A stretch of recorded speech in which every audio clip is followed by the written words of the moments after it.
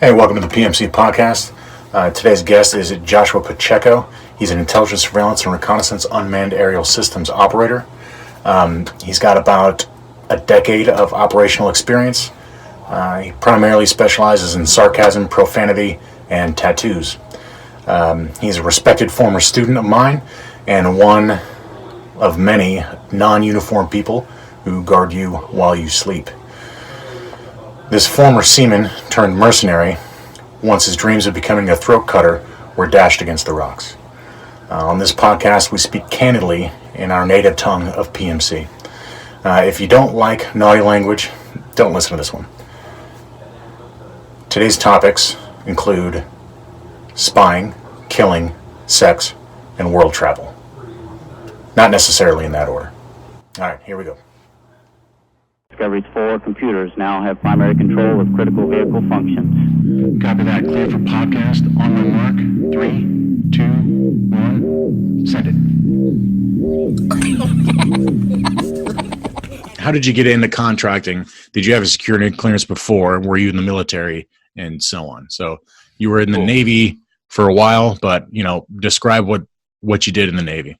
How'd you first sign? Why did you pick the Navy? We'll start there. Bro, so I wanted to join the Marines. I was buddies with a bunch of dudes that were a grade ahead of me. There was probably 5 of them. They were going to the Marines. It was like, yo, tell your recruiter. Yeah, of course. Right. I joined the Navy. Of course, that was that type of buddy. So call your recruiter. Tell him I'm in. And he never called. And good friend. Yeah. Right. I mean, maybe he was. Yeah. I don't know. Yeah. And I wish I had. I really would have fit in better, I think. But the Navy recruiter, I don't know, somehow got to me and they were like, yeah, we're going to come by. And they came by and they gave their whole fucking spiel. And I remember sitting in the kitchen and I looked up at my dad and he was like, fuck, I wish they'd have told me this when I was your age. And that was the selling point for me. And so we went to Denver, signed up, and I had a buddy that I went kindergarten all the way graduate high school with. We were going to join the Marines together. And I went to MEPS and I joined the fucking Navy. And I came home and I called him. I was like, yo, I just joined the Navy. He's like, okay, cool. Tell the recruiter to call me. He's still in the Navy right now. We went to boot camp together and everything. And I was contracted to essentially be a fucking throat cutter. You know what I mean? In the Navy. That's why I joined. That's what I wanted to do. And, that didn't pan out. For most people, it doesn't pan out. You think it's easy and it isn't. And, so I was a weapons instructor and 9mm all the way up to 25 millimeter. So big guns, little guns, medium-sized guns, everything. And at a certain point, I was like, I don't think this is going to do me any good when I get out. Like, what am I going to do? And so I cross-rated or lat moved or whatever you want to call it to an Intel MOS. And that was horrendous. I fucking hated it. I really, really hated it. I went to Bahrain and our focus was one country there on everything that they did. And that's all I did. I wrote reports. I briefed all day, every day. And it was terrible. And I got out and I was unemployed for like 4 months. And that was rough, man. It was really weird to not be part of something anymore. Me and the old lady were on the rocks at the time, and it was just like, it was a super fucking dark time, if that makes sense. Oh yeah. Yeah. Right. I mean, I think a lot of people can, sympathize, thighs, whatever. Both of them. That. Yeah. All the thighs is, with that. And so at some point in time before I had gotten out, I had applied to Academy, or Blackwater, Z, Constellus, whatever you want to call them. I had applied there, right? Pick one. And randomly one night he fucking called me and he was like, hey, you want to come in for an interview? And that was like the fucking light. There wasn't even a tunnel, and now there's a light at the end of it. Like, it felt so good. And I went in, I crushed the fucking interview, and I was I started working we taught essentially basic SWAT, like tactical team movements, handcuffing, personnel searches, non-lethal weapons, things like that. And things with the old lady just progressively got worse. And so I was like, you know what? I need to go into a war zone. And so I was trying to deploy. Solves everything. Yeah. Yeah. I was trying to deploy as a shooter with them. And so my name was in the system. The recruiters were super awesome, and randomly got a call. I was like, yo, you got a clearance? You want to fucking fly drones? I was like, sure. He's like, okay, come in Monday.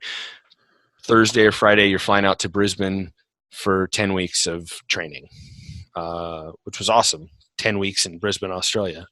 And then that was in 2013.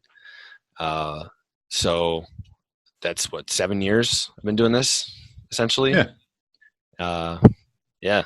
Like, so it wasn't really I don't know, it wasn't a conscious thing. That I'm going to go be a contractor or a mercenary or, whatever. No, it was just kind of, I was trying to run away, essentially.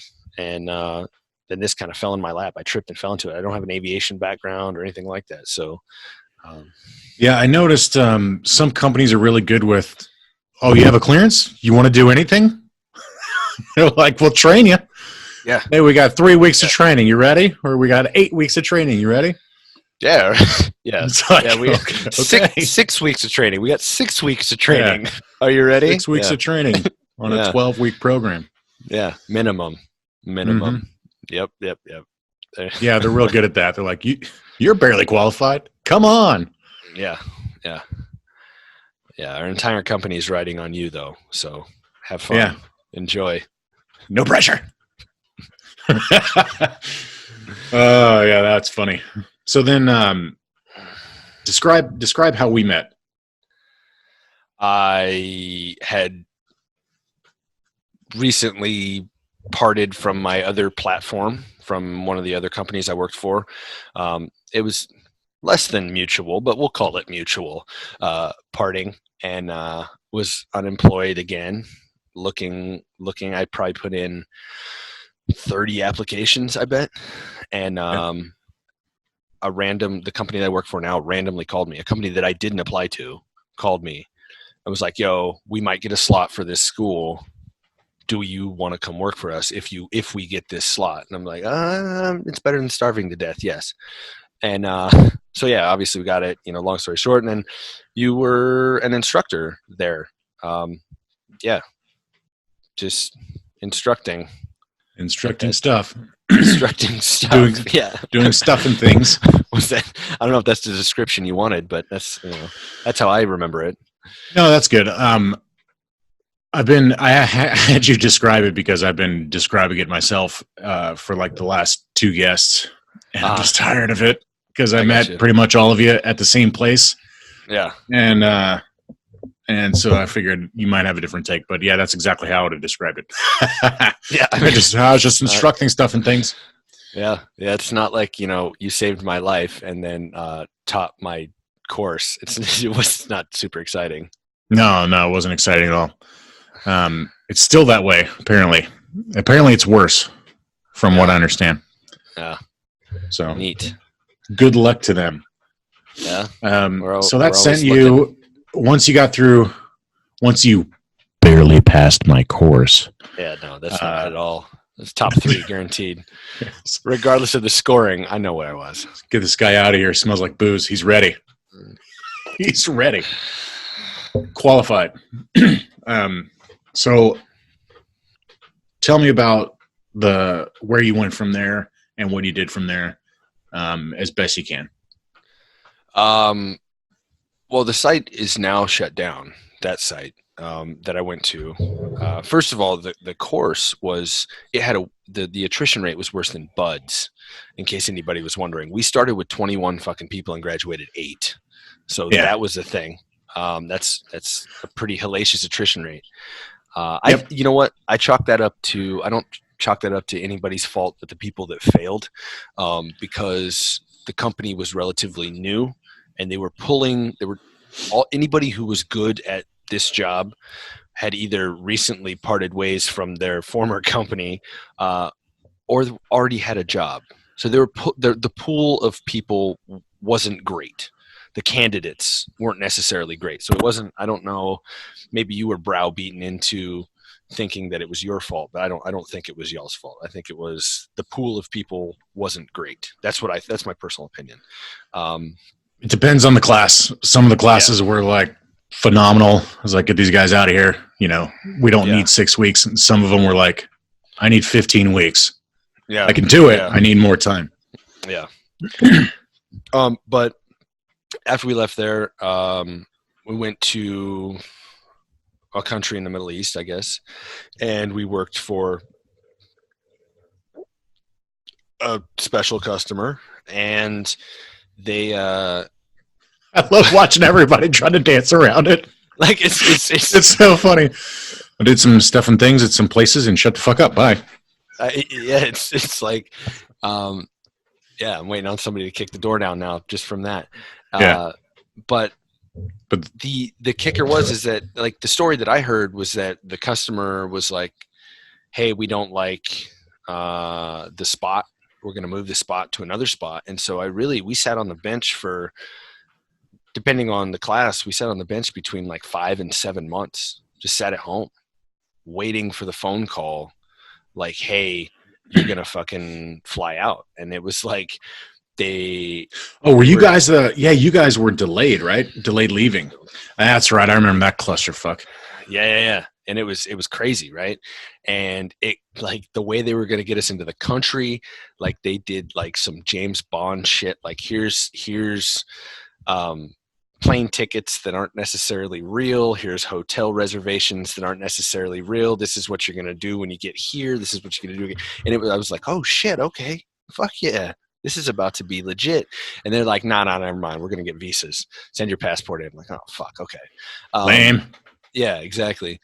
And like, you're going to airdrop us in where? Exactly. Oh, no, we're flying commercial. They were about to put us. They were going to put us in bags of dog food and fucking drop us in.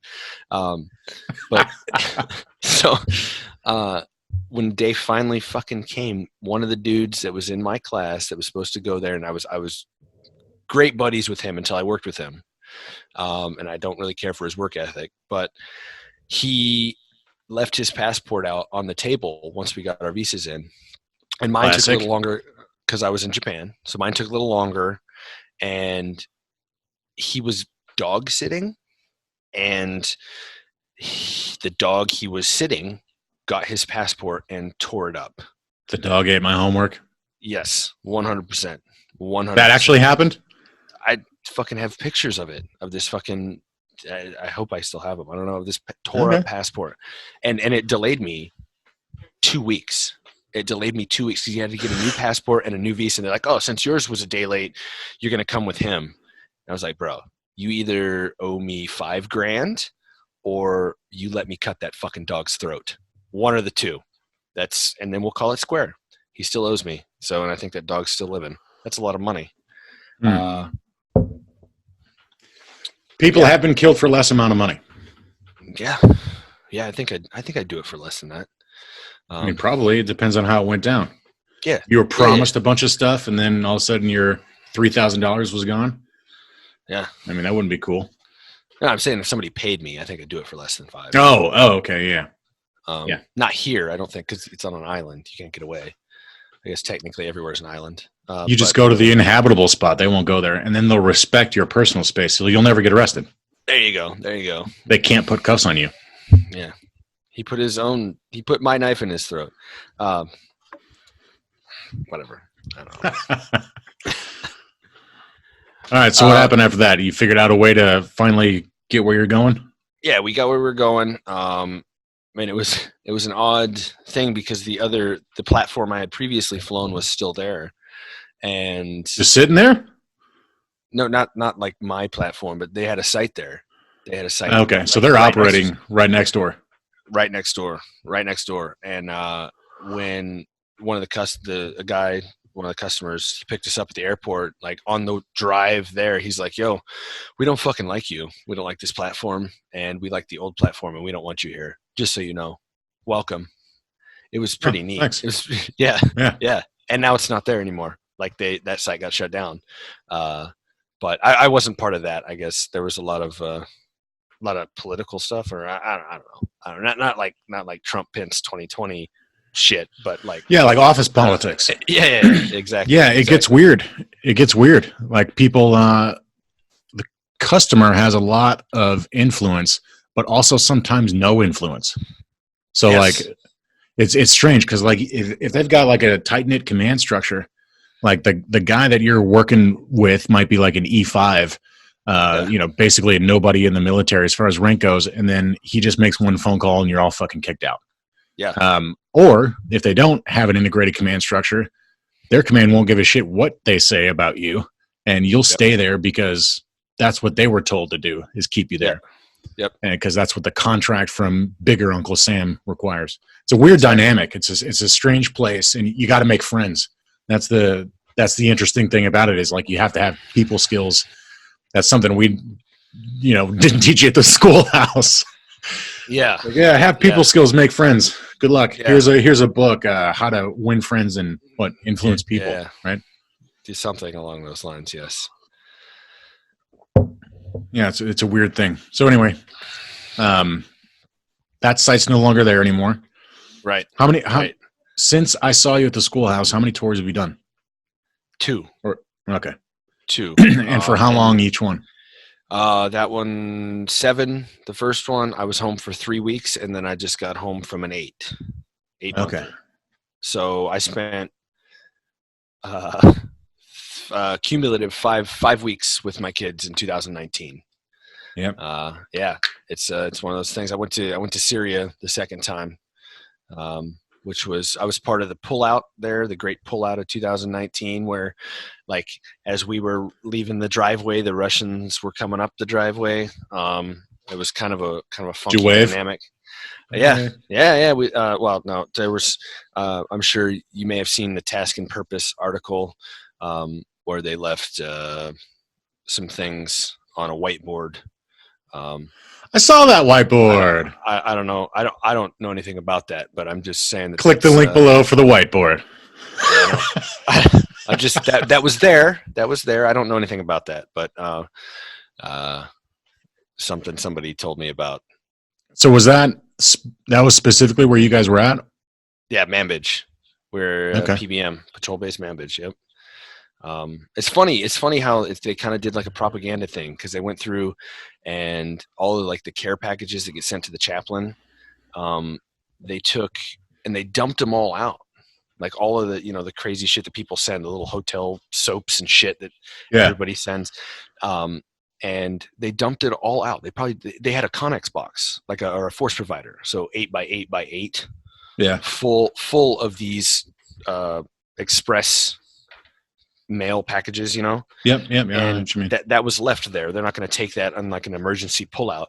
And what it looks like in the video to me is that the Russians, because we were the last ones to leave, right? And it looked to me like the Russians like just dumped them all out on the ground to make it look chaotic. Exactly. It was really funny how quickly the news was let in too. They're all right, here we go, get the cameras, boys. Yeah, come on. Yeah, it was strange. So how long? What was your notice? So you had to. So for those who don't know what bugging out means, like you guys bugged out. Legit, right? Mm-hmm. You got some sort of notice that says, "Hey, we're leaving this post. We got to leave X amount of time. Grab the essentials and get the fuck out of there." How did that whole thing go down? Because I'm paraphrasing. I wasn't there. It was so it's one day it was like, yo, we got 12 hours, get your shit. Like, okay. 30 minutes into it, it was, never mind, disregard that. Okay, cool. And then like the drill. 2 days, yeah, kind of. But then like 2 days later, they're like, we might not leave now. So unpack your shit. And then a day later, they're like, guaranteed, we're not leaving. Roger that. I get off shift and I'm laying in bed and someone comes, knocks on my sheet. And they're like, hey man, we got 8 hours or 12. It was 12 hours. Guaranteed. Get the tools, tear the shit down. We're leaving. We're leaving in 12 hours. And it ended up taking a little bit longer than that, but that was like the notice. The notice was right now, pack everything up, let's go. And did you guys took all essential equipment? Yeah. Well, we did. We were able to, because we had our own Connex boxes. We had our own storage. We had other people threw their shit into our Connex boxes. Yeah. We found a bunch of C4 and det cord in there when we were going through them when we got elsewhere, which is kind of whoops. Put that over here. Yeah. Okay. So it sounds chaotic. Sounds like they don't know at any given point, like early on in your first notice. They're like, okay, we're leaving. No, we're not leaving. Okay, for sure we're staying here, but seriously, we're leaving. Like a lot of back and forth. I didn't follow it live as it was happening on the news end.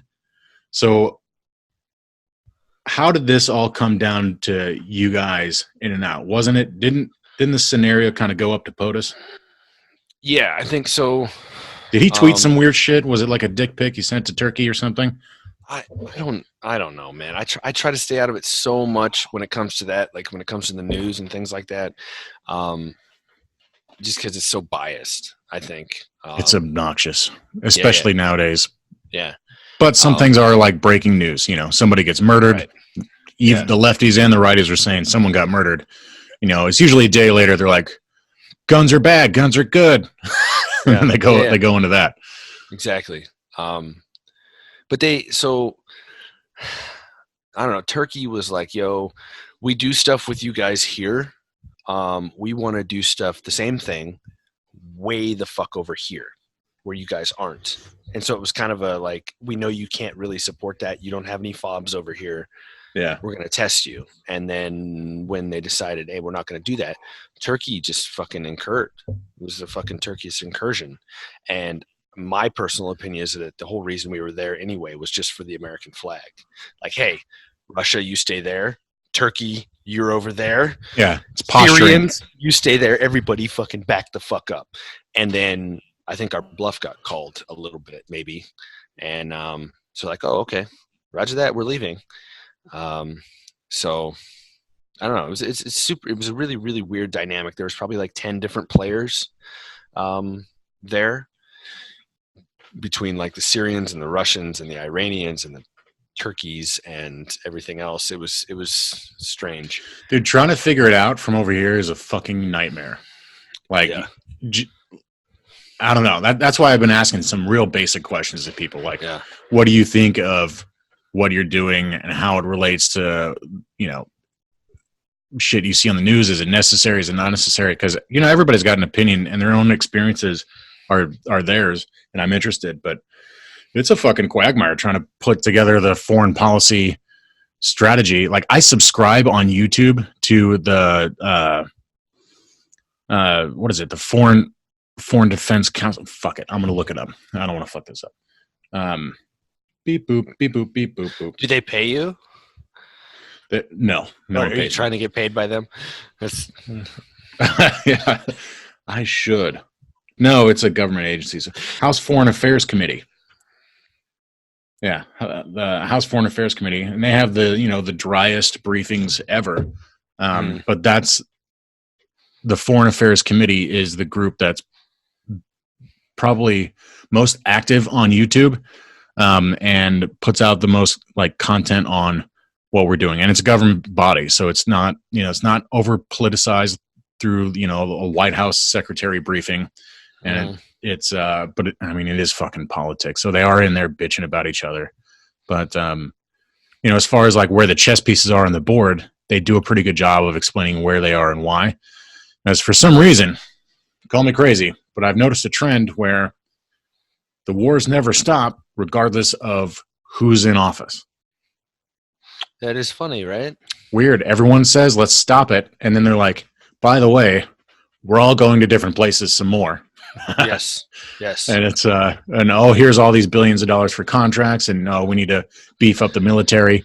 And like it all starts happening pretty quick. And then, the only reason I'm even interested in it is because that's what we do. I'm still in the defense industry. Like I've got this podcast, but I still do other things. I do paperwork. I do requests for proposal. I do all kinds of consulting for other companies. And without the forever wars and GWAT going on, then, I don't have that stream of income. Right. And I don't do this podcast. Yeah. Cut and dry. You're a fucking warmonger. That's, I mean, it's Cheers. Not a nice word. Yeah. I got you. Can I get another one of these? Can we I'll just send you one. Beep, boop, boop, boop, boop. I'll 3D print you one on that other end. Am I allowed to go grab one? Yeah, we can do whatever the fuck we want. 5 seconds. We started off talking about gay sex and pulling each other's hair. Go get a beer. You started talking about pulling your hair. I think you're into that. Maybe.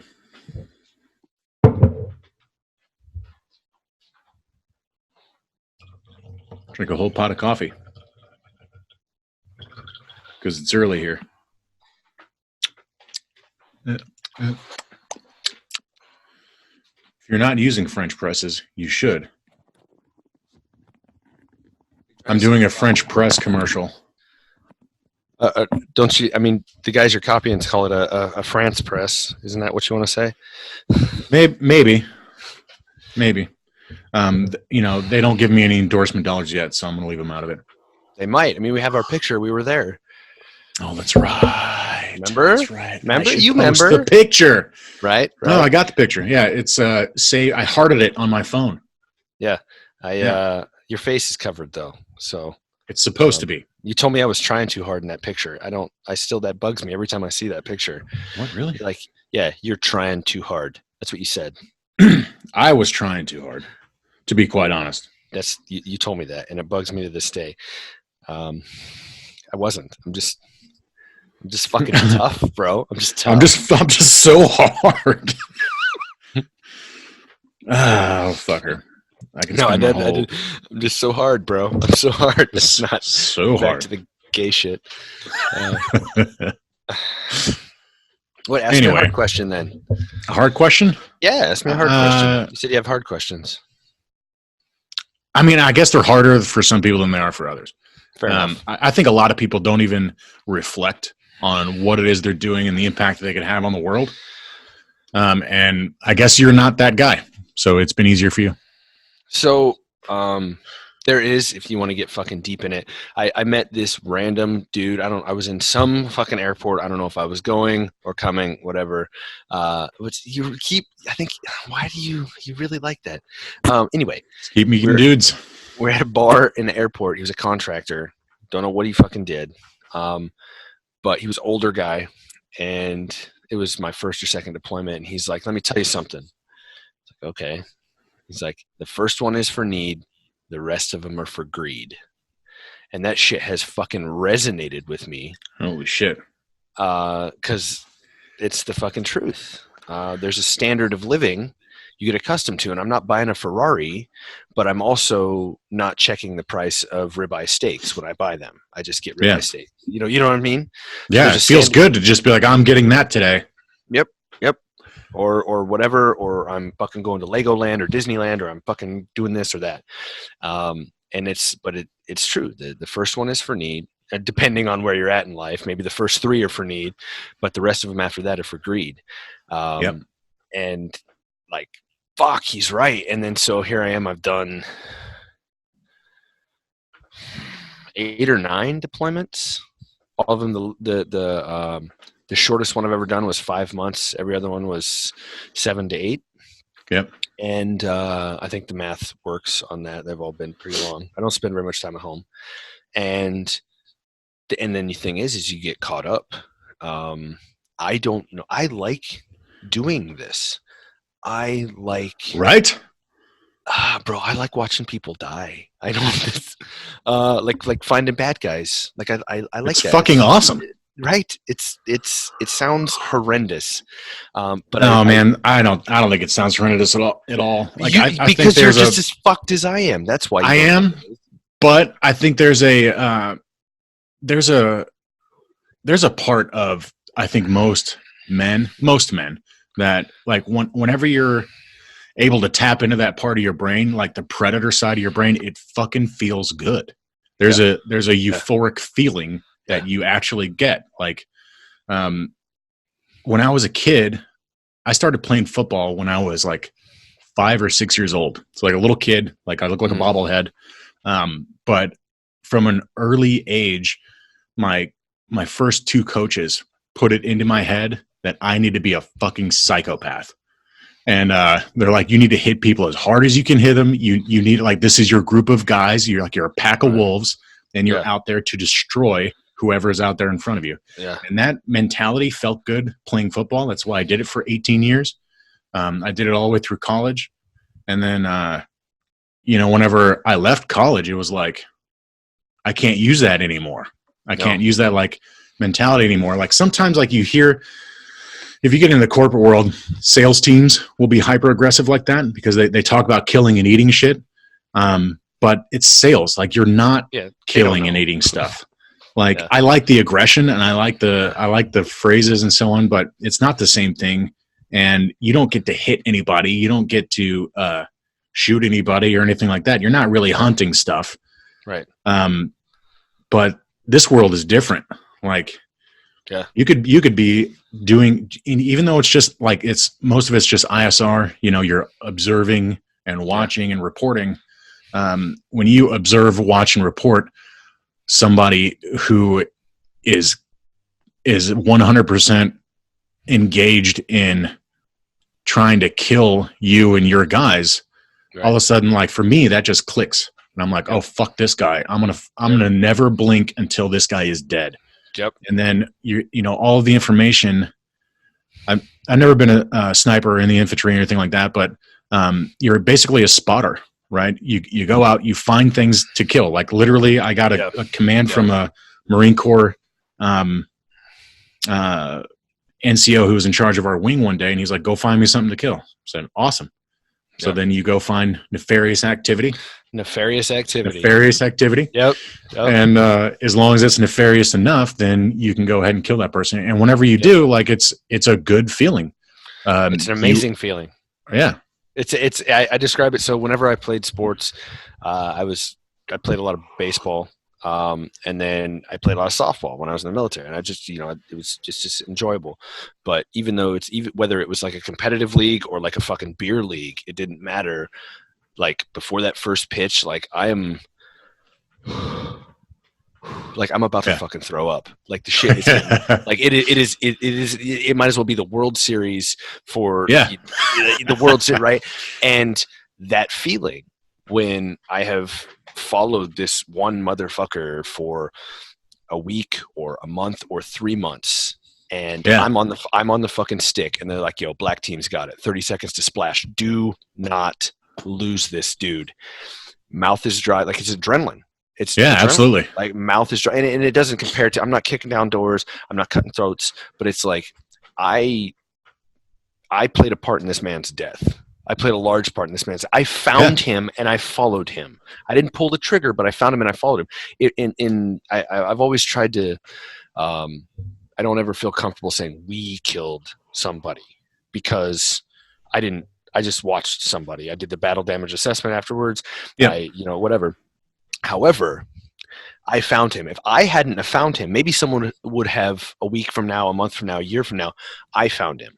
Right. And so if you play that out in a court of law, if I followed Casey around for 3 months and then find somebody with a gun and I'm like, yo, that's him. That's conspiracy to murder.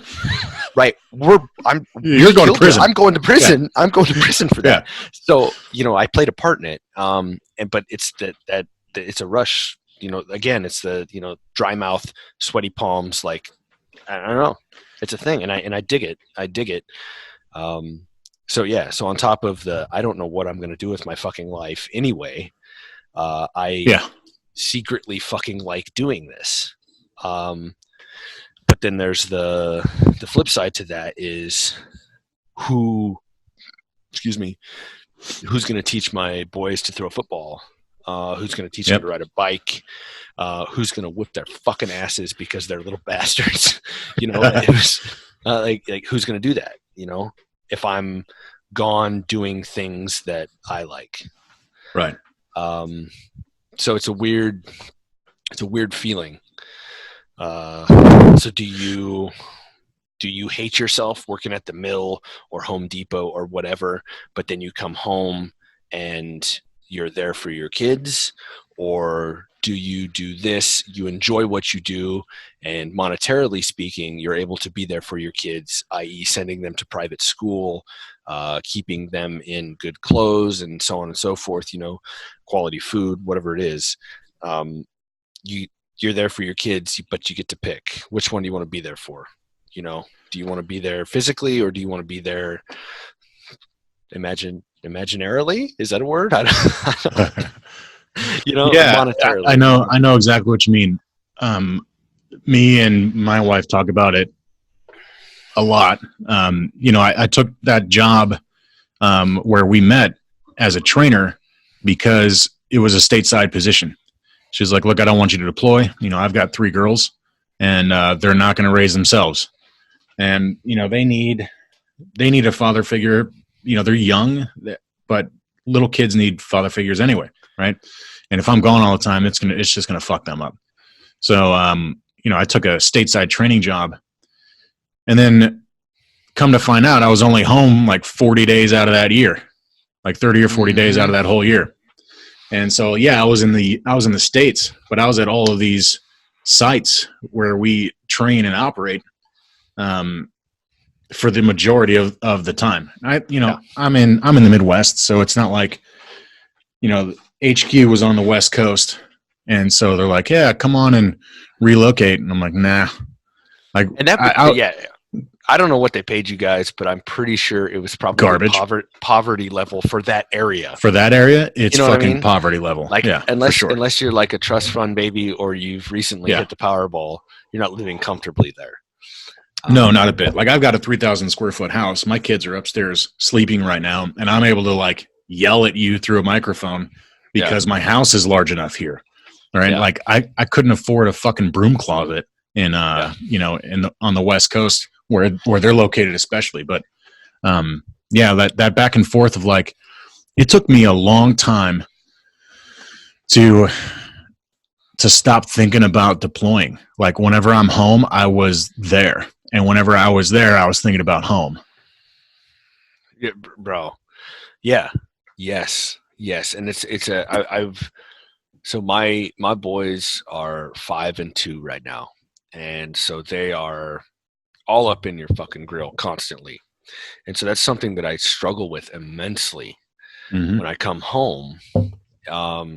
Because you go from essentially no responsibility outside of sitting in front of a computer screen. Yeah, you got people telling you, hey, don't lose this, don't do that, whatever. But that's work, right? But then when you're off work, it's just you. It's just you. Yep. You got Jim, you got fucking Baton, and that's about it, right? That's about it. Yep. Right. And then you come home, and then now it's like it's almost like a sensory overload. It's almost oh my God, it's exhausting. Yeah. And it's something that's very difficult to deal with. And I don't know, and I feel like a bad dad, or I feel like a bad person, because like and I have to like in the mirror, I have to just like tell myself like, yo, they fucking love you. They miss you. You love them, idiot. Like, just go with the flow. But it's hard. It's hard. Like, daddy, and it's just, it's this, you tell me to find a terrorist and then follow him for 3 months. And then, don't ever lose him because we're about to kill him. I got you. But now my kids want to go to one wants to go to one playground, and the other one wants to go to the other playground. And I don't know what the fuck to do. Yeah. You know what I mean? Yeah. It's weird. It is like sensory overload. It's almost immediately exhausting when you walk in and they're excited to see you. Like it took me a while of leaving and coming back to realize that it takes my kids like 5 days to settle back down to normal. So like before I leave, if they know that I'm going to leave in a week, that whole week is shot. They're emotionally up and down, and their energy is up and down for at least 5 days, and then I leave, and then they're like that for another like 3 or 4 days. And then when I come back, it's like it takes them 5 days to sort of settle in and get used to me being there, but they're whatever that energy is gets focused into like just being at you, like just dad, Yes. tugging on you and shit, and you're like, oh damn. Yeah. You can't leave the house. You can't. I've been home for almost 2 weeks now. Right about 2 weeks now. I've been home, and almost 3 weeks. Whatever. I've been home for a few days anyway, and only recently have I been able to even take the trash out without them freaking out, or go to the gym. Yeah. Like it would have to be like, my dad who lives with us, or lives with them, would have to be like, no, he's coming back.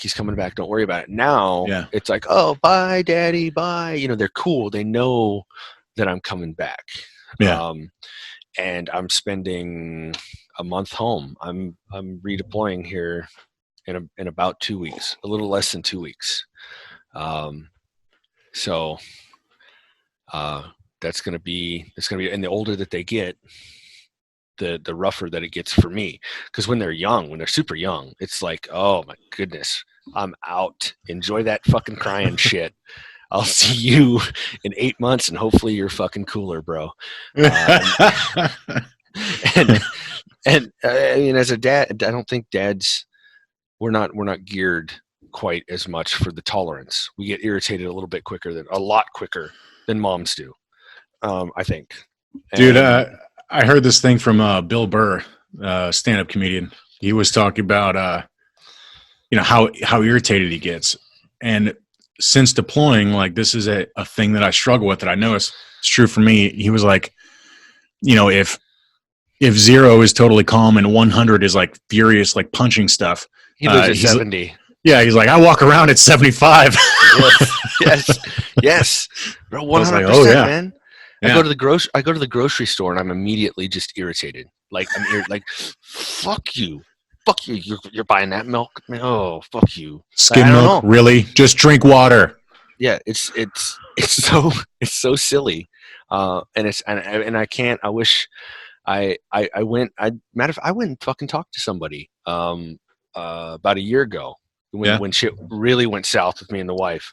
Yeah, it was right after class, so I was doing nothing. Oh, you talked to him about me? No, okay. I did not. Okay, cool. Don't flatter yourself. Yeah. And so and he was like, yo, I'm gonna fucking treat you for PTSD. I was like, I have seen what I consider PTSD.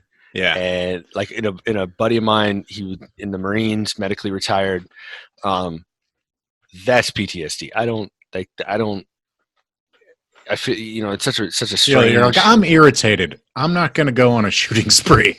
Right. I'm just irritated all the time. Right. I think about going on shooting sprees, but I'll never do that. Yeah. I made the same. So did you receive any treatment? Like, did they do anything outside of that? So he gave me like a pamphlet, and then like I went to see pamphlets. him. Yeah. Right. And I went to see him, like, and then like some shit came up with me and the wife, and it was like it completely like pushed separate that thing. out of the and so then I ended up having to talk to him about that, but it was like that just kind of went by the wayside, and now I'm left thinking like, oh shit, this is what this dude saw. Shit, man, am I fucking crazy? I'm not sure. I just told you I like watching people die. So and being a part of the kill chain. Mm-hmm. I don't know. Is that crazy, or just something you have to evolve into doing whenever you go to war? I don't know. So I talked to my wife about, she was like, if you keep deploying like this, because she got used to the money too, right? Like, we like the money. It's good. Yeah. And I like the job, so that doesn't help.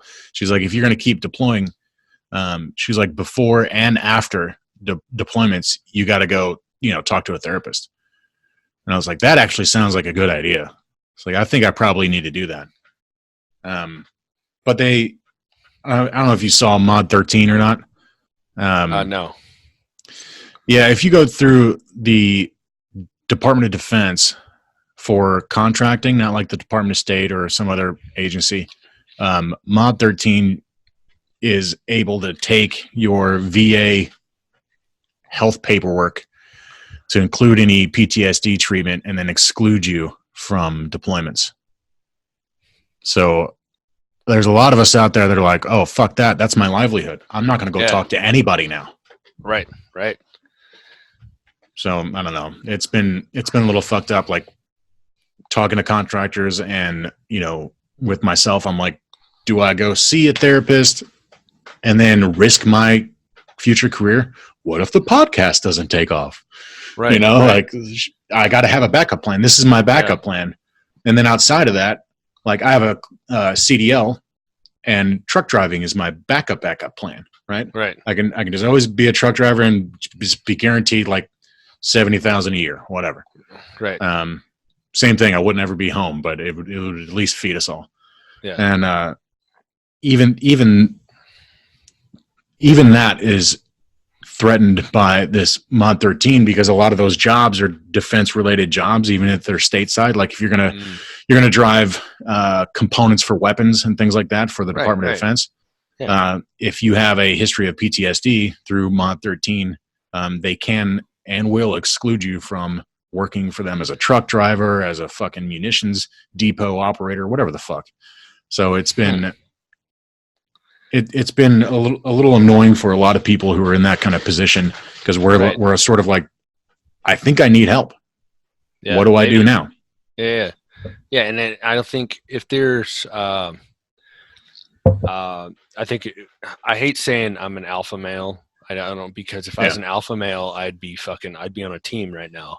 If I was a real alpha male, you know what I mean? But I know I'm not a bI know I'm not. So there's a, alpha minus maybe. I don't know.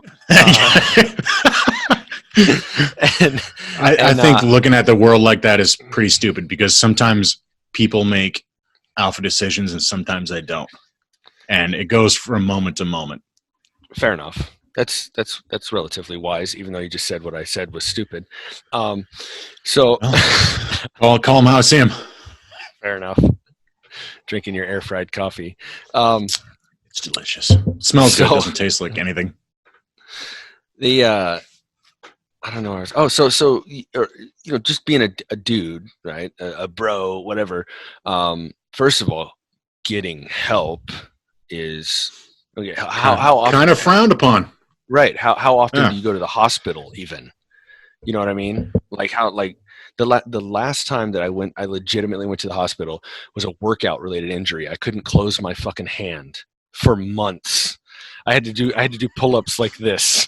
You know what I mean? And I finally go to the fucking hospital because it's excruciating and it was post deployment. So you know when you come off deployment, you're fucking jacked and tan, right? And everybody knows, everybody can see it, right? And the doctor, he was this fucking old Mexican dude at the Naval Hospital, and he was like, "So you work out, right?" I was like, "Yeah." He's like, "I can tell." He's like, "And your hand hurts?" I was like, "Yeah." He's like, "Stop fucking working out. Have some Motrin and stop working out for 2 weeks." Like he said it just like that. Stop fucking working out. Like, and it was so. I don't know. So you don't go to the hospital. You don't get help. You don't. Yeah.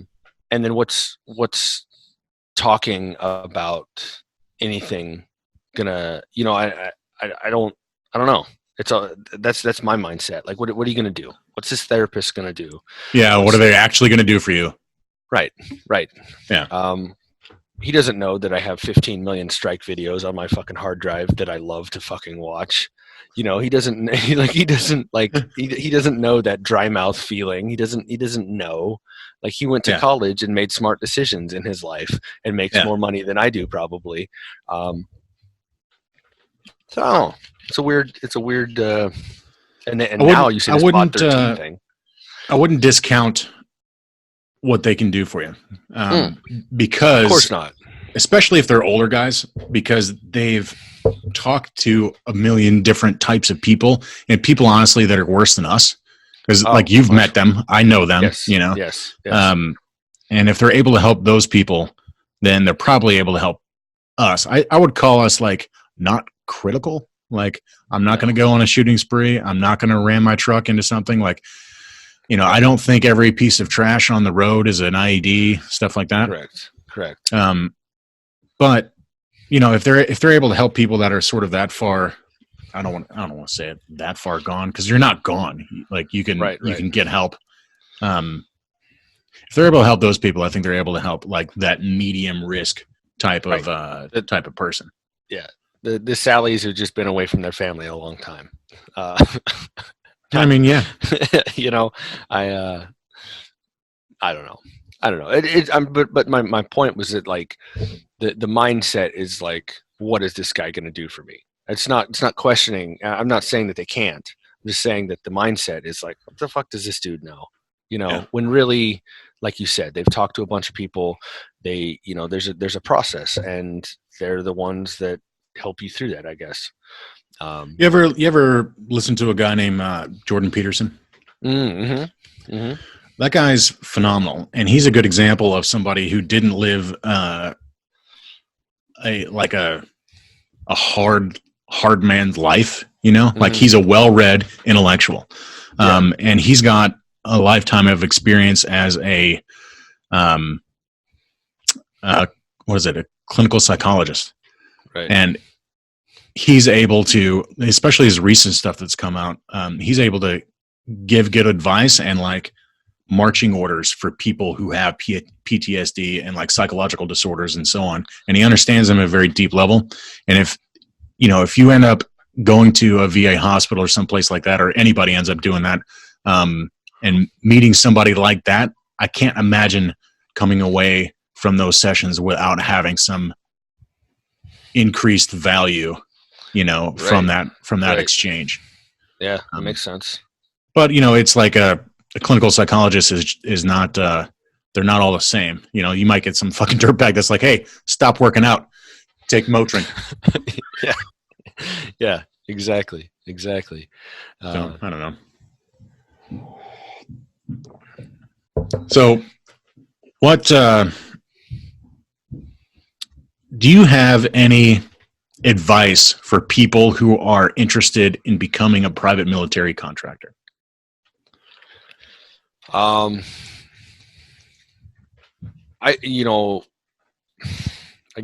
tripped and fell into it, kind of. I wanted to do it, but I kind of, tripped and fell into this job. It is, if they're not prior military, stand by, I would say, because you might as well be military. Because you're restricted to the badging process, showing your ID card and showing your paperwork and all this other stuff. Where normally, at Google, I imagine they don't have to pull a folded piece of paper out of their pocket and scan it to eat lunch. Right. Where that's what you're going to do if you're in Afghanistan or Iraq or Kuwait or Syria, wherever you are, whatever chow hall you're eating in. It's a hurry up and wait kind of life. That is definitely something. Hey, man, make sure you get all your paperwork done, get your ID card and all that stuff ready to go, because you're leaving next week. Next week comes and said, okay, well, something happened and you're leaving next week. Something happened and you're leaving next week, and then you get a phone call and like, hey, man, can you leave tomorrow? Yeah, it's I don't know what you would call that. Hectic, I guess. Fucking annoying.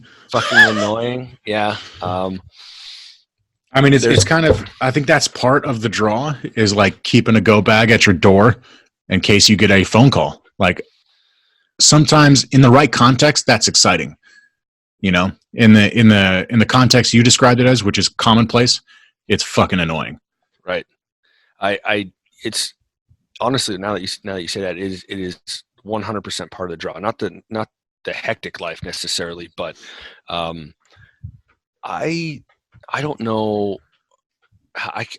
my humor and my attitude and everything else does not fit in society, and it's something that scares me, because one day I'm gonna have to make that transition, and it's not the same transition that I felt when I got out of the military necessarily. I didn't feel irritated by society. I didn't feel fucking in traffic. I didn't do that, and I do that now. I didn't get mad at the lady buying milk at the grocery store. I didn't, for no reason. And now I do, and so that the appeal. I mean, the appeal. You sit in the jock or the talk or wherever you're sitting, and you have these ridiculous conversations about, if they were all of age, which Disney princess would you fuck? And you don't. I all of them. The right, the random would you rather questions. Would you what normal job can you go and ask and poll everybody? Would you rather do the first 90% of a blowjob or the last 10%? You can't in this gig. You can poll people, and it's really weird. I experienced it at the instructor job I had before this. I worked with a bunch of ex-contractors, and it was like, hey, here's a dirty joke, or hey, let me show you how to cut a throat properly, or hey, let me show you how to break a neck properly. And like I said, the wife and I were going through some stuff, and I was trying to cut back on the drinking and clean up and stuff, and so I got a night gig at Home Depot. And oh fuck. yeah, and it was 20 hours a week, $9 an hour is what they started me at. And it was like, I went from working with these ex-contractors to working, I compare it to Everybody Loves Their Mother, but it was like working with 10 of them. Like if you work with 10 of your moms, and they're like, so, hey, let me show you how to cut a throat properly, to look what my cat did this morning. And it was, I was like, how do people do this? Correct. Yeah. Correct. And so that's my only comparison to like working in real life. So I think that, because I've been deploying since 2005, that's when I left home to go to the military. I don't know how you do it. So there's that appeal. There's only a few things that I can even think of in the civilian world where I think that kind of dark humor relates. And it's like anywhere where there's like significant amounts of death. So like if there were like an ER or EMTs or not firefighting. I don't think firefighting is necessarily it. I think that's a clean, button down version of like the type of person maybe you and I are, because firefighters don't really do shit, right? Like they just show up, like your cat's in a tree, or like some old lady fainted because it's fucking heat stroke season. Right. And then whenever something really happens, like they check your airway and breathing and sustain you until the paramedic gets there. Right. Yep. So like paramedics have that sense of humor because they're dealing with death all the time. It's hard to find a fucking group of people that are okay with me calling, like with us calling each other like douchebag and asshole and stuff like that. Like every day, like we curse like there's no, like it's the end of the world. Yep. And that's just normal. That's just normal day to day. Insulting someone for their short hair because you can't hold it while they suck your dick. Like exactly. You know what I mean? 100% on board. It's I don't know. So how do you transition from that?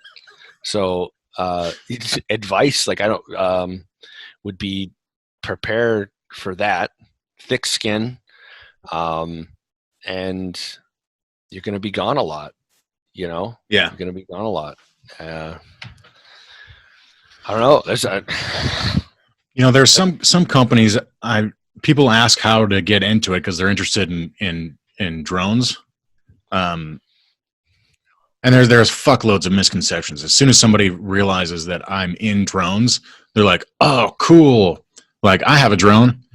And then I'm like, "No, like like UAVs, Like real ones. like a big flying robot, and like, oh, what's that, dude? And then like, if I ever got the look on people's faces whenever I'm like, when I start talking about like the kill chain and how ISR actually works, they're like, what the fuck? They either want to have nothing to do with it, or they're like, sign me up. And when I get a sign me up guy, I'm like, all right, do you have a clearance? Did you join the military? And it's almost always no. For those guys, like, I'm always telling them, like, you got to find a company that's willing to sponsor your clearance. And once you got the clearance, then you're in. Like, you can do stuff. You can laterally move. If you don't like drones, you can do all kinds of shit. But it's that first clearance. Like I know law enforcement guys who have gotten in that were not prior military, right? Some of them have come to the schoolhouse that we were at. And, you know, every now and then you get, what percent do you think of guys that are non-prior military? It's 1 in low, 5, right? maybe 1 in 5, maybe not less than that. It all depends on what. Sometimes I've been to sites where there were 2. You know, there's 15 people at the site, and 2 of them were not prior military. And I've been to sites where there was. So what? I don't know. That's the highest ratio right there. Yeah. So you know, I worked with. There were 5 guys who came through my site in 2012, I think, that were college guys. So they'd studied UAVs at like University of North Dakota or Kansas State or Embry-Riddle. And those guys, it was like a fucking eye-opener. So that company sponsored their clearance for them, and they didn't know that they were going to the war, right? You're going in, like, to the war. And they got there and they're like, what the fuck is going on? Like, they've never been treated like that before. Like, they didn't have a thick skin. They were just normal young guys. They just graduated school, you know? And there were 5 of them, and only one of them stuck it through. And I think it's because he was pissed off enough to be like, fuck all you guys. Like, you guys don't know shit. Like, you were trained by the military in like year-long programs. I developed and created UAVs since I was a sophomore in college. And you guys actually are idiots. And like, I'm, you know, like, on a technical level, I'm smarter than you. And it was like his sense of pride that like pushed him through it. And he ended up being an awesome operator, great guy to work with. And eventually you could see the crust building up. He started getting salty, you know, and he started talking like us and looking like us, almost like to the point that it was like a caricature. So like he wore this fucking bandana on his head, like those, like the 90s fucking war movies. It was like a camouflage bandana, and he wore it on his head, the whole thing like do-rag style. And that's what he wore every day. And even so, I bought a box of those bandanas and had them shipped out to us. And then one day, all of us, everybody, including the Marines, had bandanas on, the exact same kind of bandana that he had. And he walks into the talk and he's like, motherfuckers, just like, I can't believe it. But he wore it anyway. And he was like, you know, he just grew that thick skin real quick, and he was able to stick it out, and we loved him for it. Yeah. And even that as a practical joke, I don't know how many people, I think that is hilarious. That's amazing. It's exactly something that I would do. You know, like, hey, let's all get bandanas and make fun of this dude. That's great. That's fucking great. Even like, I don't know. I've thought about, like, if I knew how to write scripts, I thought I'd love to write. I thought about doing like a screenplay. I don't know how to do that though. And dude, it needs to be a reality show, like a reality TV show. Yeah. A reality TV show, or even just a, you know, like, I even have like the director mindset. Opening scene, new guy, probably just a college guy, didn't go to the military, gets to, you know, somewhere that gets hit a lot, Shindan, fucking Bagram, wherever, right? So somewhere that's IDF constantly, right? And you know, incoming. Dude dons his shit. He's in the fucking bunker, and the camera pans over, and there's 2 guys with their shirts off just throwing a football as there's fucking explosions going off, and they're like, you know, obviously making fun of him for being in the bunker, because that's the fucking mindset. Because you get, you know, your first couple couple IDFs, and then after that, it's like, huh, ooh, that one was close, and, Yeah. and then that's it. Yep. That skin, that crust develops, or you have it. I guess I don't know. I think it develops. Like, it's clear that it gets imparted upon you through military training and that culture, because I mean the contracting culture is almost identical. I mean, it's almost identical. So it's a very easy. It's not even a transition, but it's a very easy transition to being a civilian contractor, Right. because the Right. cultures are so goddamn the same. Yeah, I don't know where I was going with that. I just kind of zoned out. No, yeah, it's true. It's true. I mean, some people, like, when it comes to IDF or whatever, mortars and rockets, they respond differently regardless of how. I'm not a badass by any means or anything like that, but for some reason it has never affected me. I remember I was in Shindan, I was just there transitioning, and I was in the shower. Incoming, incoming, incoming, and I'm fucking all soaked up. Boom, boom, boom, and my first thought was like, well, I guess I'm fucking going out the way I came in, naked, soaking wet with a boner.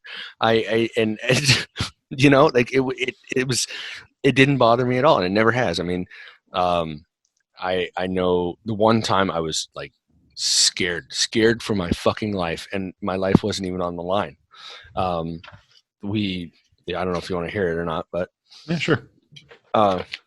The launch and recovery site was outside of the wire, right? And it was dark as fuck. I was working nights, and I was going out to pressurize the launcher, and we had Apaches flying constantly, and I was walking out. It was dark. They were like, "Oh yeah, watch the gates because the bad guys are gonna hit the gates. It's guaranteed." Whatever. Cool. Whatever. You get those. Twice a day. Twice a day we're getting hit. Whatever. They're gonna attack us. They always have these reports. It is what it is, right? And these Apaches are taking off. I'm not paying any attention, and one takes off, and he's right over the top of me, and his fucking flares go off, and I just that was I don't know, I probably let out some sort of girlish scream, and I just the thought that runs through my mind is they got me. Like, I don't know, Yeah. like, that was what they got me, and then it was like, whew, I'm glad nobody fucking saw that. I'm glad nobody saw that. Like, it wasn't in danger at all. Was there an aerostat there? Yes. They saw it. Oh, they saw it. Right. Fuck. I never thought about that. I never thought about that. They're watching the chopper leave. Yeah. Yeah. They're watching. They used to get mad at us for pissing outside because the aerostat saw us. Like, when you're supposed to be doing base defense, why are you watching people piss? Weirdos. You never know if they're, I don't know, pulling out a weapon.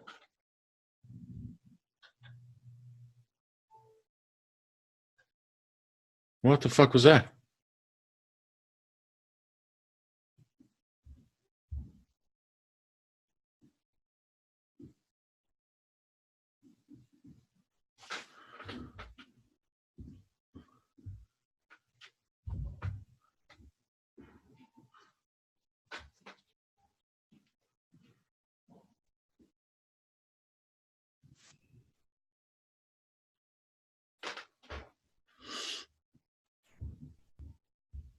Okay, what the fuck?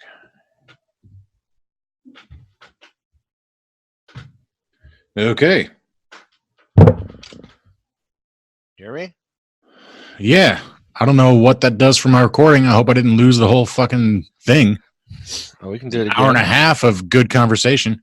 Is that how long we've been fucking talking? Jesus. Yeah. There you go. There's those baby blues. Yeah, you should see my setup. It's fucking ghetto. I need to get like a real place. Hold on a second. Do you have highlights in your hair?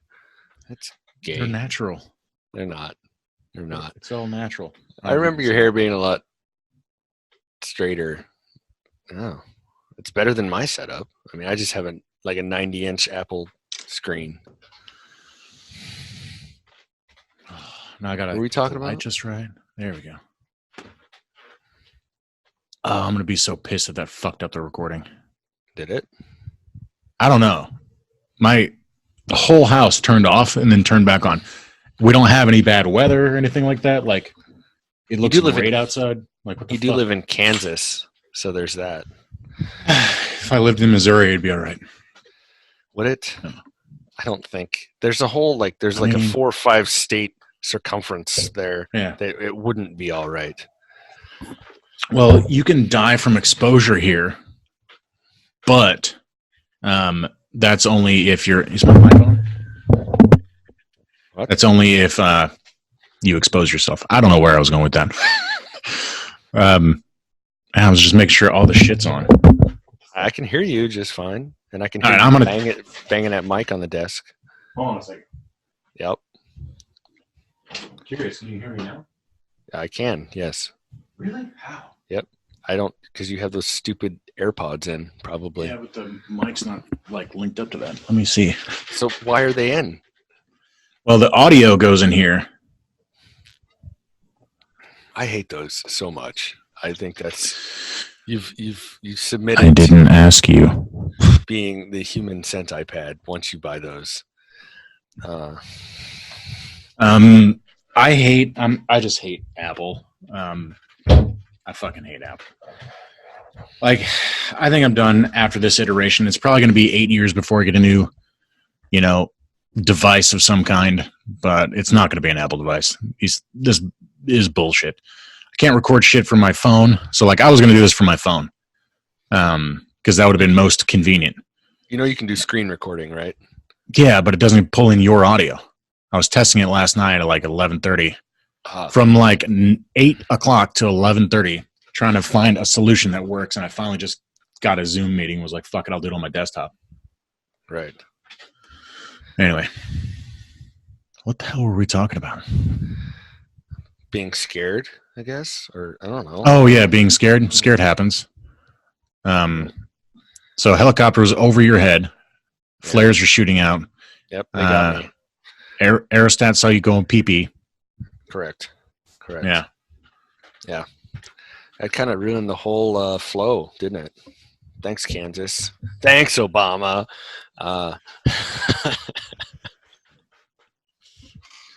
He still gets blamed for everything. He will as long as I live. Just because that was such a huge, stupid thing. Yeah. All right, ask me another question. Ask you another question. I figured you had them like written down. I say that, and you're like, So, what's your favorite color? I know.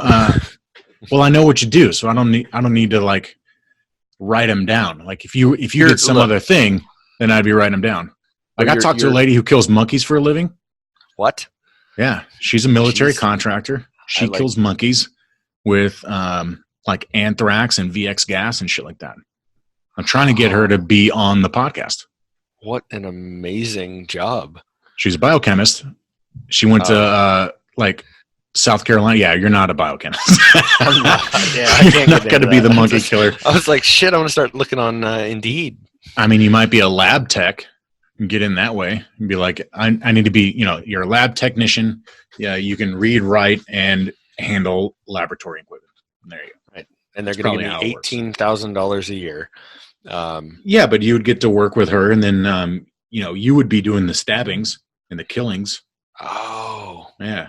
I mean, it's with a syringe, so I'm calling that a stabbing. It's not like technically it's a stabbing. Yes. Yeah, it's not like you're a Navy SEAL stabbing an already dying person on a bed. Let's not talk about that. What? Why not? Let's not. You're not that guy. You're just it's for science. So speaking of if I have advice, get used to inoculations, I suppose. Oh, God damn, yeah. I just had this is counting the military, but I just had my 18th anthrax shot for pre-deployment. That's a few. It doesn't even help with weaponized anthrax. What? Did you know? Yeah. It doesn't help you against weaponized anthrax. It's a different form. Natural deposits of anthrax exist, and they're inoculating you against that, not weaponized anthrax. What, in case I'm near a mining disaster? Like, get the fuck out of here. Yeah. Thanks, Obama.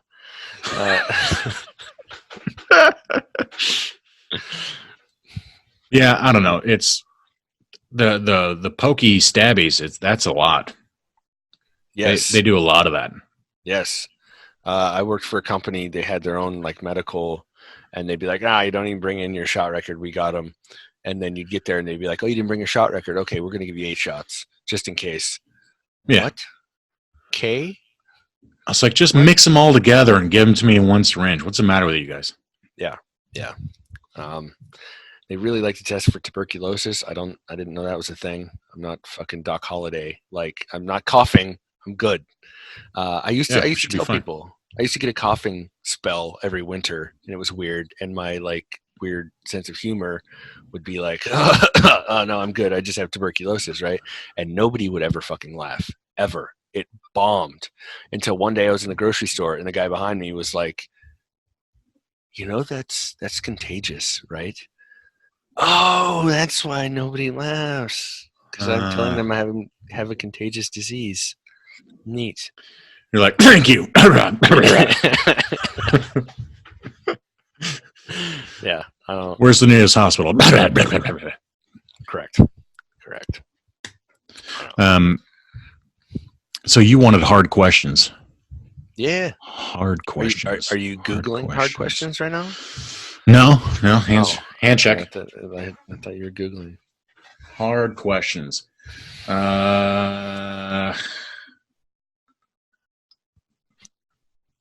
All right, what's the strategy in Syria? That's about as hard as it gets these days. Oh shit, I don't know about that. Jesus Christ. I'm just the fucking, hey man, watch this stuff happen for me. Okay, so how about this? Describe a basic ISR like operation. What's that look like? Because I think a lot of people think that UAV work is done. A, every one of them is armed. B, you're all watching one specific guy from intel from some CIA spook on the ground.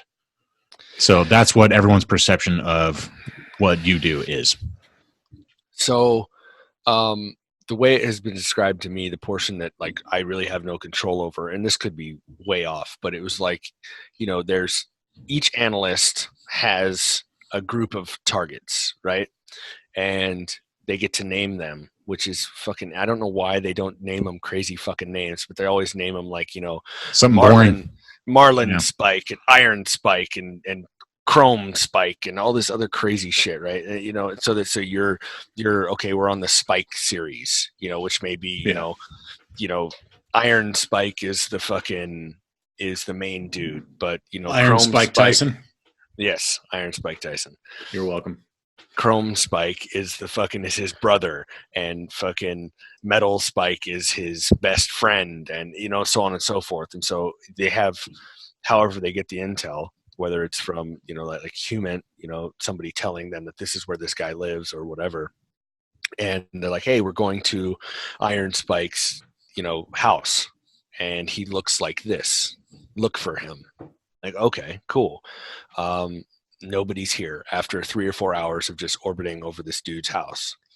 So let's go to another location, and let's go to another location, and this can go on from weeks to months to it just stops, and now you're on the fucking burrito one. So we're going to Beef Burrito's house, and we're going to fucking Chicken Burrito's house, and so on and so forth.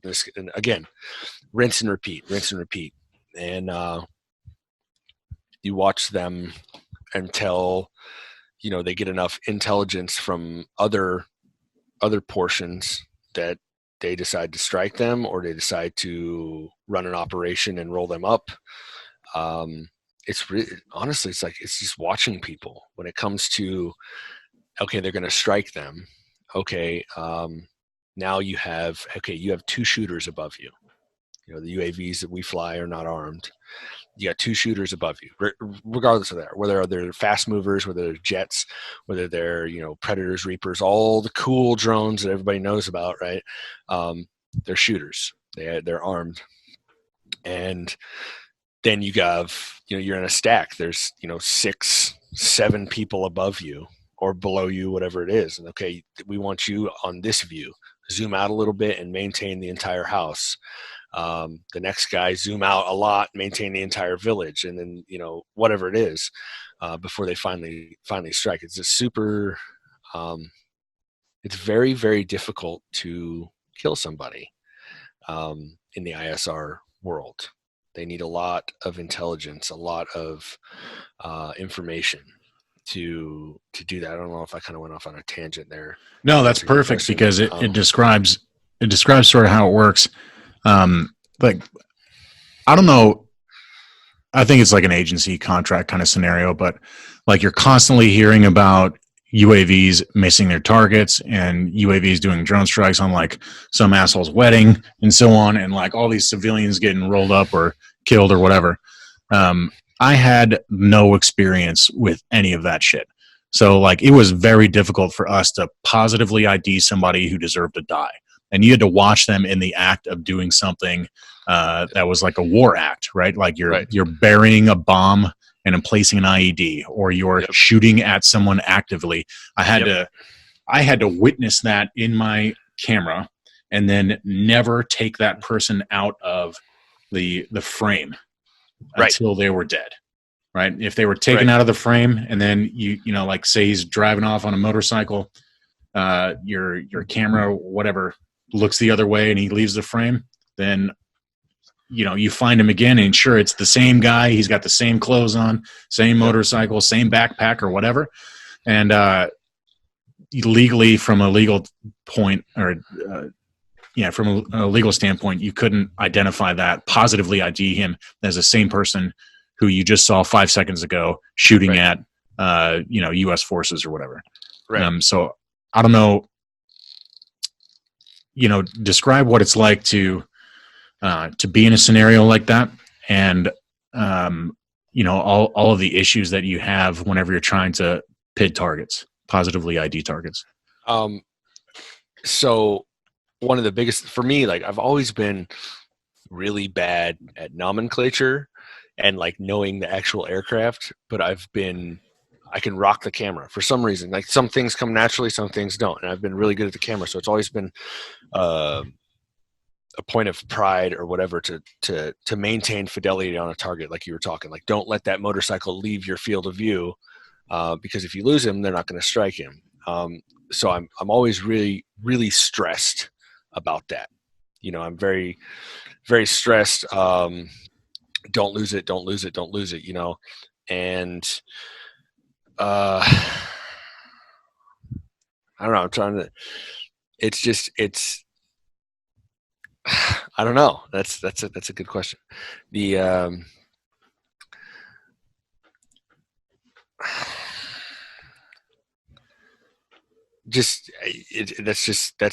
the job. I think, to me, that's the job. Like when you're asked to watch this guy and don't stop watching this guy, that's where the stress comes in, because sometimes when you maneuver your aircraft, you maneuver it in a way that will make your camera slew off of it. And so you have to be thinking ahead, I guess, to those. It's really difficult to speak in terms like that like you and I don't just know. You know what I'm saying? So what is crew resource management? Yeah, exactly. Like I don't, I don't want my camera to nadir and all this. Like it's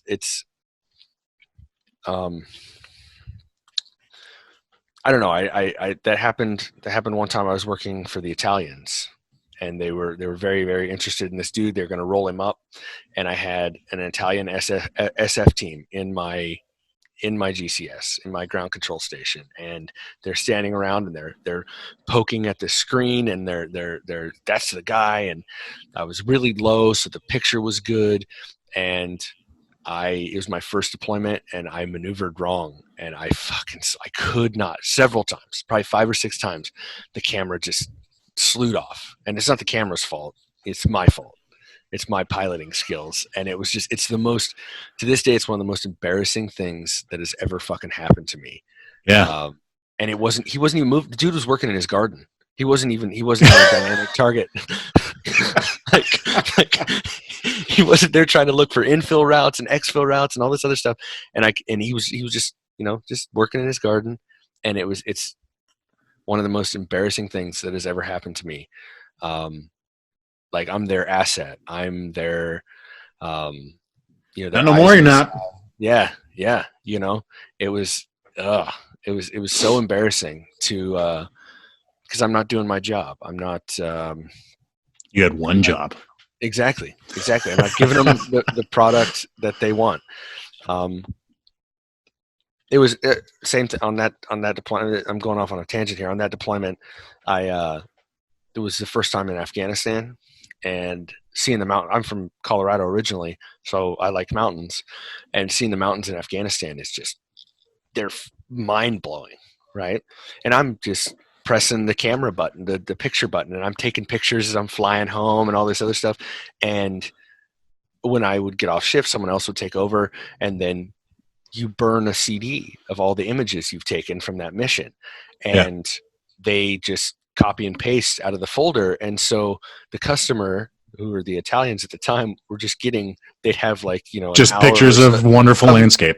Yes, exactly. And it wasn't for like 2 or 3 weeks, and they're like, why the fuck are we getting all these pictures of mountains? And, oh shit, I didn't know that I was doing that. I'm a fucking idiot. Fucking new guy. I guess. That's funny. That's really funny. We had issues with people wanting to take photos, like cool photos of landscape and cool photos of like missions and stuff. And people were always plugging their thumb drives into these fucking computers. And which, if you don't know, that's a big no-no. Like if people listening don't know, these are government computers, and any image or data that comes off that computer has to be approved by the customer and by your company in a lot of scenarios, and it's almost never approved. We had a folder on a computer called, I think it was called Arison's Greatest Hits, and it was mostly people fucking goats, which happens. Mm-hmm. Oddly enough, like I saw it happen 3 times in my almost 1 year tour, and I was like, 3 times seems like a lot. Yeah, it seems like a lot. Goat pussy must be good. I guess so. And so, greatest hits included target strikes and people doing goofy shit. Like when you're watching people, especially from the air, and they don't know you're there, and they think that they're alone, like they're in their own compound wall. Like they're a lot of these places in Afghanistan are just like open compounds. So like you have a big wall, like a fence almost, but it's like 12 feet tall, made of like dirt and mud, and people are inside and they think they're by themselves, but really like you can see them from the sky, and they're just doing like the goofiest shit, like like the goofy weird stuff. And so we had a whole Arison's Greatest Hits. That was the name of the folder, and so many people had ripped that folder off and plugged their unclassified thumb drives into the classified computers. And like there was a big investigation, and everybody had to like dump all their bags and shit, and like every CD and every cell phone even was like part of this huge investigation. We had some other asshole, like he found a panel of secret stickers. This is one of those guys that was just a student who just got a job, sponsored clearance, and so he doesn't know the rules for secret stickers. If you see a secret sticker on something, that thing is a government secret and you have no right to it. And so he took these stickers and he thought it was funny. He put them on his laptop, put them on his phone. He put them on his bag and shit. And the Marines that were in charge, they were like, you're giving us all that shit now. That's ours now. Like you classified that as a secret. Your phone is mine. Your laptop is mine. Everything in it is mine. Like I have to report all this shit and you. And it was an example of like not taking it seriously. Like we had become very, complacent and relaxed, and we're all good at our jobs of like doing ISR, but we weren't as a group really, it was fucking Lord of the Flies. Like it was like a Right. small site, like you're in the middle of nowhere. There's only like maybe 30 people there. Yeah. And so we're just sort of doing whatever the fuck we want. And this guy just didn't know the rules. It was funny. So like, did you guys ever have any issues with people fucking things up as far as like, you know, the stickers and plugging things into computers and stuff? And then like, if so, you know, what happened to those guys? It was always I was always like right before I got there. You know what I mean? It was like, oh, don't do it, because we just had a big deal about it. It was never while I was there, which is good, because it never. The biggest investigation that we had was at the first site that I spoke about that's closed down, and that location is very, very like you leave your phone in airplane mode because it's going to get hacked. Anybody that we're concerned about hacking hacks there. And our secret government computer it was like 170 tries in less than an hour one day to get hacked. Right. And then so that brought down the fucking hammer, essentially. Like all you motherfuckers are getting, you know, it ended up being less severe from our standpoint than I thought it was going to be. But it was, our government computer was trying to be hacked by, let's call it the Russians. I don't know who it was, but there was never. I mean, people fucking put like unclass stickers on their phones and stuff, and like my paranoid mind is like, okay, pull that out in the airport, and I see that you're military affiliated. I'm cutting your head off first in the airplane when I hijack it. Like it's, you know, don't identify yourself as one of those guys. Exactly. But we do have I don't know about you, but I could pick a military guy out in a lineup of 1,000 people. Yeah. Real fucking fast. And I thought I was fucking slick. I really thought I was fucking slick. And one day I was in fucking the Tokyo airport, and I just had a Camelback fucking backpack. Nothing crazy. It was black. It wasn't like OD green or brown or anything like that. It was just a Camelback backpack. And this group of clearly military guys, high and tights, fucking, you know, Navy Exchange purchased polo shirts and fucking slacks and tennis shoes. And one of them comes up. He's like, "Oh, hey man, what unit are you with?" Like, what do you? I have a beard. I have fucking long hair. What are you talking about? He's like, "Oh, no, I saw your backpack, so I figured you're in the military." Like, oh shit, I have unconsciously put a target on my back just by wearing a backpack. Yeah. It's I don't know. I don't know where I was going with that, or how everyone got on that. But no, it's all part of the lifestyle. So like whenever you're traveling, you know, like there's a lot of people, especially like the trigger puller types that like to shoot the shit, talk about gray man theory and how to blend in with crowds and stuff. You know, like aerial ISR is a strange thing because you are in fact spying on people, but that doesn't make you a fucking spy. And it also doesn't make you part of the intelligence community. Correct. So you're not necessarily always trained up on how to blend in with crowds and how to not get, ID'd as some sort of military person. And there's a lot of people in our field specifically that have no fucking clue that they look the way they look and that they are putting out to the world that they know something that maybe a non-state actor or a malicious state would want to know. You're just fucking walking around with a massive digital footprint with all the pictures, you know, like all the pictures and shit that you took of your recent tour, and you started going through like, oh, I'm going to connect in Hong Kong. Well, fucking don't turn that phone on. Like if you can, take it apart, take the batteries out, and don't talk to anybody. Exactly. Yeah.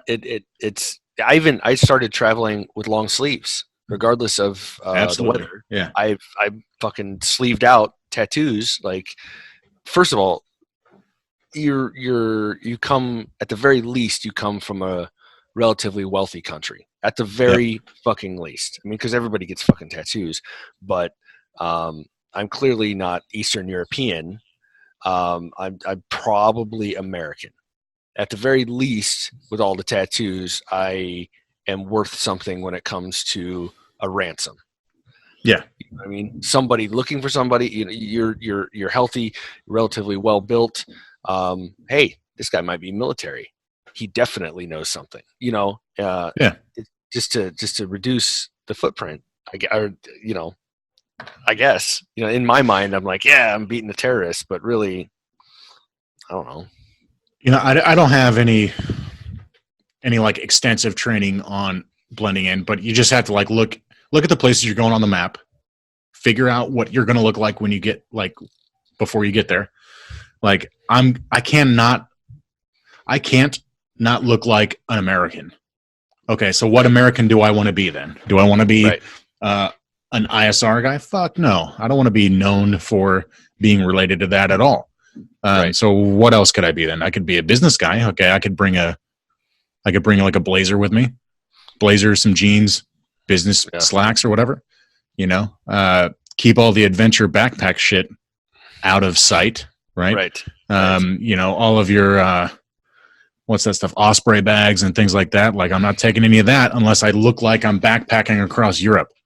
Right. Is that what I want to look like? Then yeah, maybe that could fit. But it's funny to watch. I love going to airports and just watching people and picking out the military people and trying to pick out the contractors. Because if I can do it, and I'm untrained. If I can do it, a professional Russian intelligence officer can fucking do it. Yeah, they're good. Like they're going to be very good at it. And then on top of it, just somebody who wants $100,000 for for your ransom in South America. Like that shit happens. It does. It's funny that like there's so many people in our field that don't take that shit seriously. How could you spend 8 months in the war where some people do ransom work in the war? Like you're following somebody who exchanged a person for money, and now you need to follow that person and the money wherever the fuck they go. Right. So how could you be part of a talk that does that kind of work and then just be like, all right, I'm going to get my 5'11" backpack on that's all mollied out and put on my cool guy, shades and walk through the airport with my old combat boots from 5 years ago. Right. Like you look like a fucking idiot. Yes. Anyway. And then on top of... Yeah. What kind of idiot do you want to look like? That's kind of what I go for. Yeah. I want to look like an idiot that doesn't know shit. Right. I try to be blackout drunk when I'm in airports. So, I don't know anything. Yeah. I mean, that's the best way to do it. I like to be drunk so that, when people ask me questions, I just answer as sarcastically as possible. Because I'm in that mind frame or that mindset where, I could just be a news anchor, a drunk news anchor. That's what I'm doing. Right. Roving reporter. There you go. Even better. Yeah. My anything social media I have, I'm the predominant camel psychologist at a company called Humpback Happiness. So. It helps that I like camels and I know a little bit about them. Nobody's ever called me on it, so if they did, though, I could feed them enough bullshit to make them believe. That's good. Yeah. I'll actually tell people that I do other odd jobs that I used to do. So because I know everything about it and I could talk about it for days, unfortunately. And then I just say that I do that still. Yeah. And people are like, oh, this is the most boring conversation I've ever had. Bye-bye. And they usually leave. Yeah. Or I tell them the truth and they're really uncomfortable and then they leave anyway. Right. There you go. I hunt people for a living. Blood tastes so good. Yeah. It's a weird and interesting field that we're in. And I'm glad that we're able to hopefully make this happen. I hope it fucking recorded. If it didn't record that first half, that was the best bit of a podcast I think I've done yet. Good stories and good build up to it. But I do have to get out of here before my kids break down that door. Yeah, man. Do your thing. If it didn't work, I can, let your 14 followers, including me, know, and we'll do it again. All right, sounds good. Hey, if you like that, I'd appreciate it if you liked it, subscribed, shared it with people. If you know anybody who's a private military contractor who would be good to interview, who you'd like to see on the show, please go ahead and email me. I'm available. I'll have contact information below in this link.